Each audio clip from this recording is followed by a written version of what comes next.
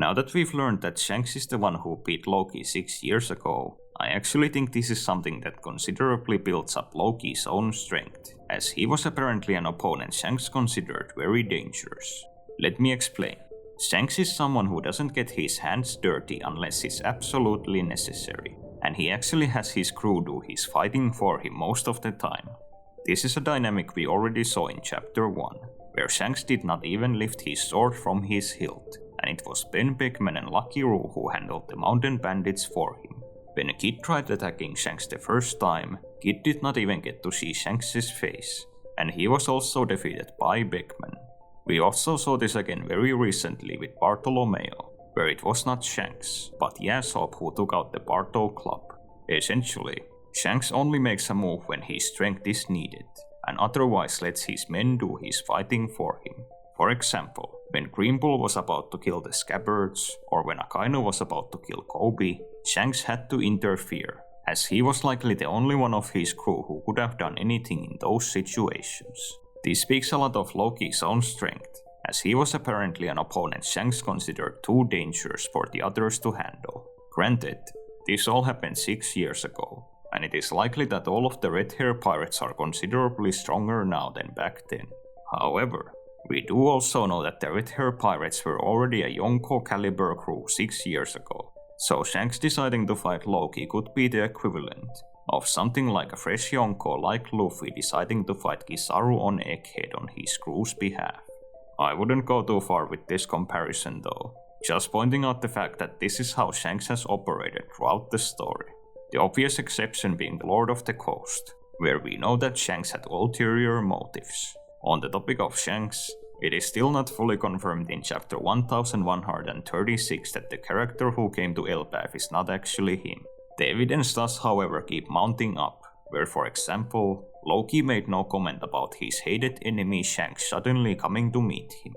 Likewise, this character's actions seemingly contradict Shanks's, where Shanks was the one who helped imprison Loki in Elbaf, yet this Shanks lookalike now wants to recruit him to the God's Knights.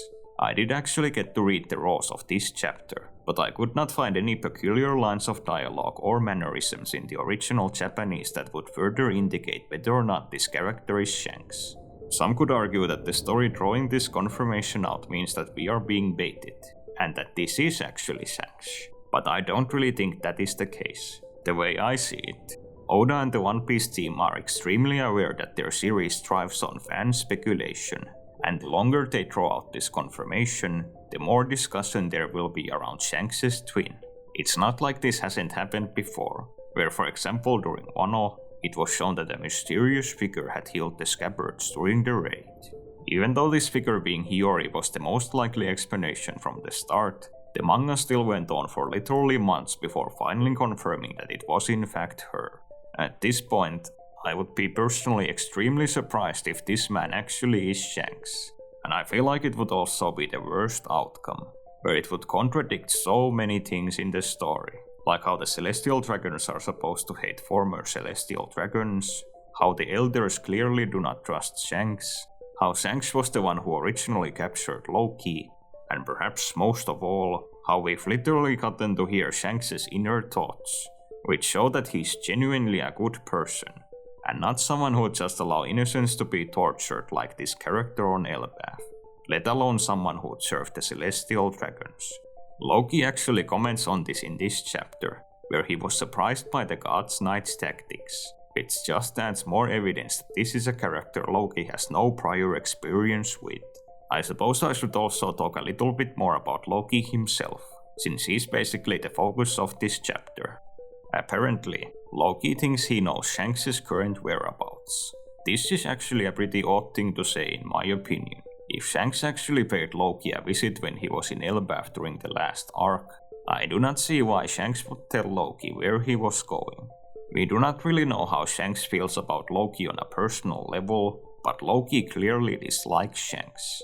I suppose it is possible that Loki would somehow, someway have a piece of Shanks' vivre card though, even though I really have no idea how he could have gotten his hands on one. For a quick recap, vivre cards are made out of a person's fingernail clippings, so unless Loki gave Shanks pedicure during their fight, I don't really see how he would possess Shanks' card. A reasonable theory could be that Loki knows that Shanks gave his Vivre card to some giant in Elbaf, and Loki would simply tell Luffy who this giant is. But other than that, I don't really know how Loki would know where Shanks currently is. That's really about it for this video. Just a few of my random observations from the chapter. Oh yeah, this chapter did actually make one of my theories more likely, where it was revealed that Loki went out to sea, and that this is where he suffered his loss to Shanks. This seems to confirm that Loki was in fact a pirate, but I go even further with this idea in my video, where I speculate that Loki could have actually been a Yonko. You can click here to check that video out. Other than that, thanks for watching this video to the end.